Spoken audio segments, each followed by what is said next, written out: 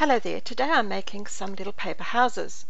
I got the inspiration from Pernille, whose details I'll put below, who's a Danish blogger and has wonderful crafty ideas. Using a template, a little house template I got from Helena at craftandcreativity.com, and I'll put all of those links below. Here I'm just adhering some old book pages together because I thought I'd like to make the house from, or the main house, the one I'm going to decorate mostly for Easter, from book pages, because I'm always looking for ways to use that book pages, and these have got a nice foxed look to them. They're a good colour. It's not very strong paper, but I did about 5 double pages, glued them together, and then set them under the web stuff for a little bit of contemplation time, and there they are, all nice and flat and much firmer because of the adhesive and the fact that there are 2 pages adhered. And there's the little craft and creativity template printed out, and what I'm going to do to be able to cut these out from the book pages is cut out this template page into individual components, and that way I'll be able to just lay the templates down on top of the book pages and cut the various pieces out where I want them. I went a little askew with that one, so I had to trim it. Now, I'm not a good fussy cutter, and that row of scallops on the roof of the little house left me a little cold. I'm just showing you there that this craft and creativity template is for personal use only, and you must respect that if you copy them. People are generous enough to provide lovely freebies, so respecting the use of them is very important. Here I am just cutting out the remaining bits of that house by hand, and this is the walls and floor of the little house.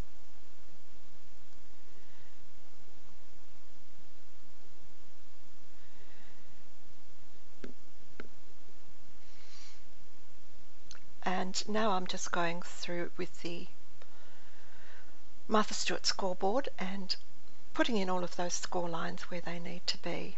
This makes it easier when you're drawing around the template, because you can just fold it up and draw underneath to show where the score line needs to actually go. Need to do that with all the score lines for all the pieces.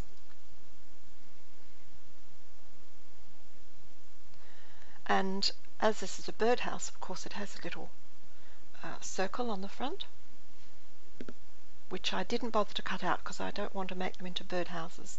But I am cutting out the little circle on the back, because if I decide to pin them to the wall, as the designer suggests, that little hole will be useful. I only put it in one of my actual houses, as you'll see. Just naming the various components, because these will later go into my folder and become templates for use in other projects. Now I'm just getting a pencil and drawing around the front of the house on those book pages, or one of the book pages, making sure you line it up to get the look you want. Just folding back that flap and putting in that's the score line. You don't need to draw the whole thing. You can just put a tick at the top and the bottom, which is what I would normally do where I don't want the line to show. Or you can just simply erase it once you've got it marked. Just cutting around those.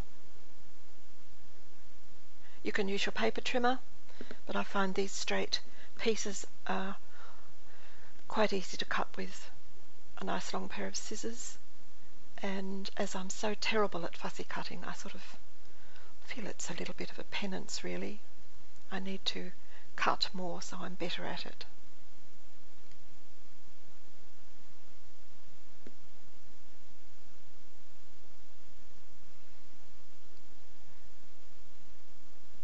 I'm putting the tape on while I can still see the lines.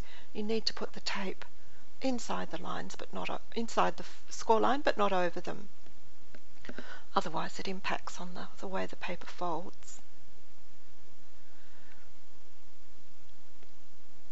And I found the tape was by far the best. The adhesive can sometimes take a little while to dry, whereas the tape is pretty instant. Now I'm just putting in that score lines, and I found as I was making these first ones that this paper is very soft. This is not a good quality paper, so I needed to be very careful and gentle with my scoring, and then folding it and finger pressing it more firmly that way. Otherwise it ran the risk of actually cutting through with the stylus. Now I'm going to go ahead and draw and cut out the remaining pieces. Now you'll notice there that that little floor and wall section is a little bit outside the text field because it's a little long, but as that little cream end will be up under the eaves, I didn't think it was going to matter.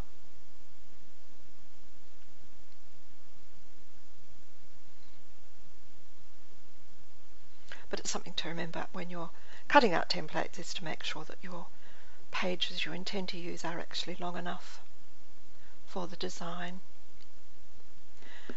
And this is how I decided to score my other lines rather than to run it through the scoreboard, was simply to lay my metal ruler along the line and finger press it up, and that worked much better because it didn't risk tearing that soft paper.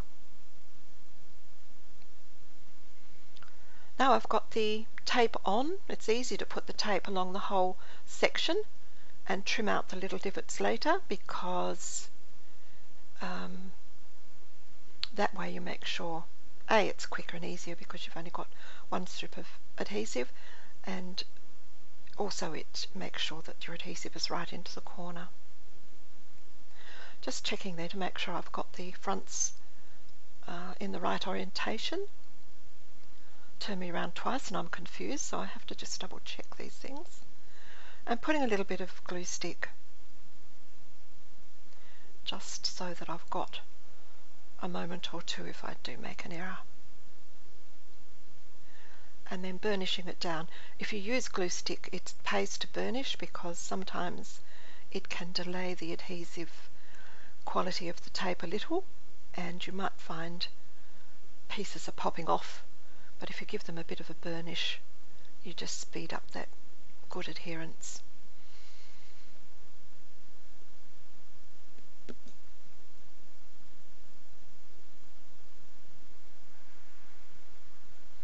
Lining those up carefully just along the score line but not over it, and reinforcing that fold. Taking care to reinforce the folds, make sure that you've got a nice crisp finish. You can see the roof of that. I didn't cut any scallops, I just cut it off straight because this paper's a little soft, as I've said, and doesn't punch very well, and I didn't want to particularly fussy cut it, and because this one's going to be decorated, I felt it didn't really need that additional decoration. Putting on the roof is probably the trickiest part because those little pieces are not sort of really supported.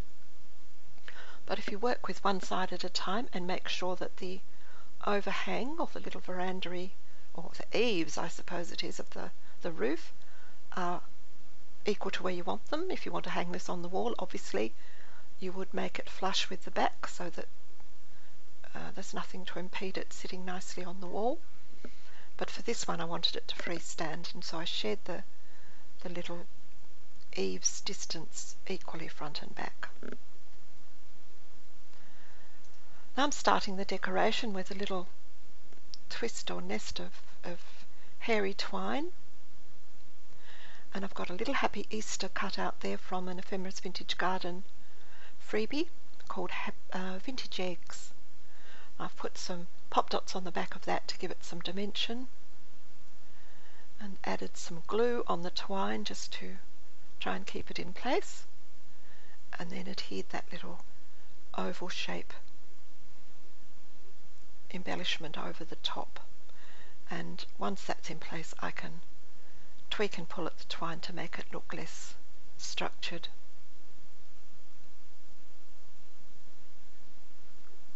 Here I'm winding up a little bit of dark brown heavily waxed cord that I sometimes use for binding journals. It's a very heavy cord and it's nicely waxed, and so if you twist it round the end of a paintbrush, it tends to keep the twist. So I put a couple of those in, adhering them into position and using a toothpick to just help with that process. And then I cut out some gold and book page leaves, which I'm just going over the edges with a little bit of ink to grunge them up a little bit so they're not too stark. I have trouble picking those up, so I use my little blue tack dop stick on a toothpick. Very useful little tool, that one. And here I'm just adhering them into place with multi-medium matte. So they're on top of that wax thread, and going through my little feather box and finding some guinea hen feathers because of the nice colour. Because I didn't get the roof too clever on this one, I decided I would punch a little piece of gold with this Stampin' Up eyelet punch and add that just along the top of the roof, just to tidy up the little grungy bit. Scoring that in half. I suppose it's a ridge capping, isn't it? I have to get my roofing terms right. And I just adhered that over the top, and that was, I think, the last little, oh no it wasn't, almost the last little bit of embellishment, but you can see there the fold is a little wonky where I didn't get it perfectly aligned when I was putting it together. The roof, if you're making something with soft paper, I would perhaps line with another piece of cardstock or piece of old cereal box or something like that. Here I'm just using some gold thread that I'm doubling up a couple of times and putting on a needle to tie, or to help me tie, those little brassy bells. I decided they'd be a cute little decoration. There they are, adhered in place on another small oval with a small gold bow. Now here's the other three that I made. One was, the one that I'm fixing now, was just on a piece of cream cardstock, and I cut that out on my brother's Scan and Cut just to show that I could scan it in and cut it out. And it did cut the scallops for me. The other two I just trimmed down a couple of pieces of 12 by 12 paper, and then got out my scallop punch and trimmed along the front of those roof panels just to fancy them up. It's not exactly the same shape. The first one I did, I just put it on as it was without colouring under the eaves of that one, and you can see the black underneath. So for the green and red bird one, I actually used some ink, but you'll see that in just a moment.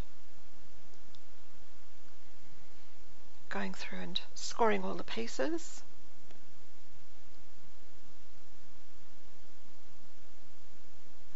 I didn't put any holes in the back of these. I don't want them for the wall. Here I'm just indicating you can also cut it out. You don't need to use your scissors. You can use a craft knife and a ruler, and you can also score with a ruler and a stylus. It don't need a scoreboard. Just reinforcing the fact that you need to put the tape on the outside of the houses, but up against the score line. Because the little inch punch, which fits the hole nicely but was too short to actually reach in, I'm just showing there that if you wanted to make it into a birdhouse, then just punch out an inch shape and put it there, or trim it out carefully if you're a better trimmer than me. I wanted to put a little branch on this one, so I'm cutting out the little perch hole, and here I am just reinforcing the folds on these other designer papers, trimming out the divots as before.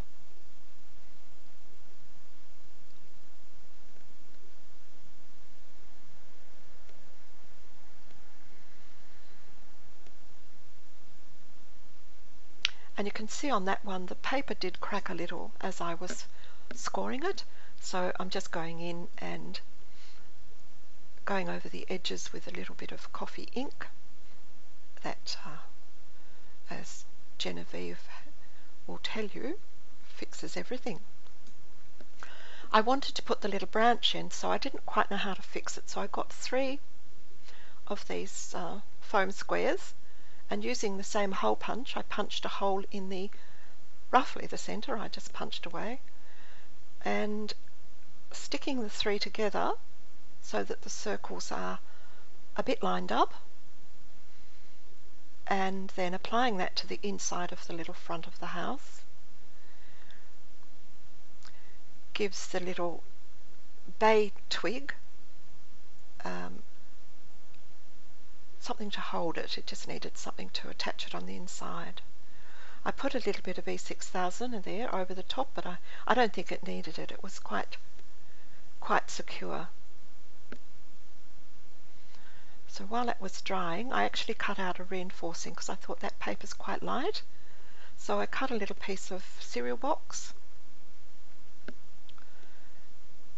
Oh, I'm just noticing there that you do have to clear the little sticky punch bits.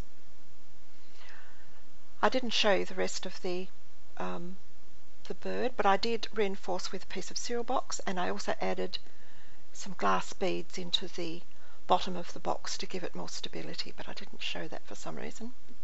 Here I am just putting the pieces of the template away in my template folder, my freebie template folder, just putting a little bit of repositionable tape on the back and adhering them over the printed image so that next time I want to make these, I can just pull off the pieces and go for it. Keeps them all together, and you can reuse the templates over and over.